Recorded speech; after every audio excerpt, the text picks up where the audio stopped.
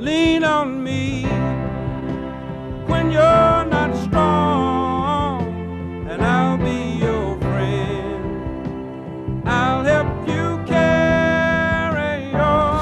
Hello, Rock On Mommies fans. I'm glad to be doing our first Ask the Mommy Trainer for you guys. The way it's going to work is that each time we do this, two of you are going to send in questions to Teresa and she gets them to me. And if your questions are chosen, you're going to win some of my services. One of you is going to get a phone coaching session with me, and the other one's going to get a membership to my online coaching club. So let's get started with this week's questions. You guys sent me some good ones. The first one is, how do you keep your older kids from telling your younger ones there is no Santa? And here's just the truth from me to you. You can't completely prevent this. You can try, and here's how I would try. Appeal to your older ones, sensibilities of kindness, love.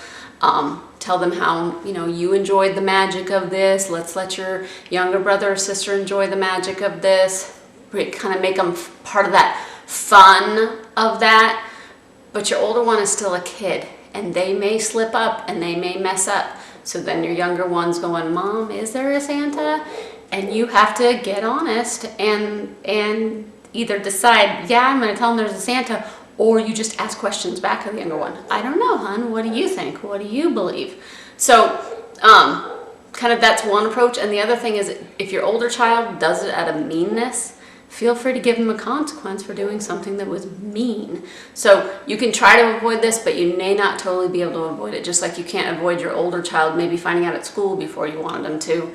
Kids are kids, they're going to slip up. So try to involve them in the magic. Try to explain to them that if they do it out of meanness, that was going to be a consequence.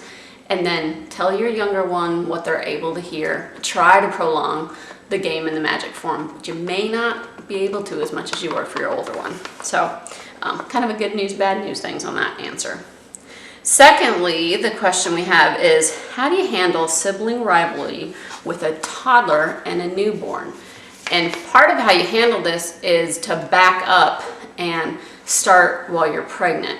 And some of this you might have already thought of and you're already doing, but expose them to books that involve stories of a baby coming home. If they haven't been around babies, find babies, expose them to them. Go to people's houses that have babies, stop in the store if there's a cute baby. Just have them be around babies. Talk to them about it. Just expose them and talk to them about it. Try to be as positive about it all as you can. And then one thing that I think is important is most of us get a lot of help offered to us in those first 6 weeks or so, and a lot of us will have those people take our older one or help around our house, and all that stuff is great, and do some of that, but some of that time utilize that help to be with your newborn so that you can be with your older child, because you've got to give them some time, because this is a hard thing to deal with for them. So you got to kind of acknowledge that and set aside the time for them. And then the other part of it is just accept that this can be a tough thing for a kid to go through. I've heard lots of stories, once from my mother-in-law, that my own husband acted like a dog for 2 weeks when his brother came home.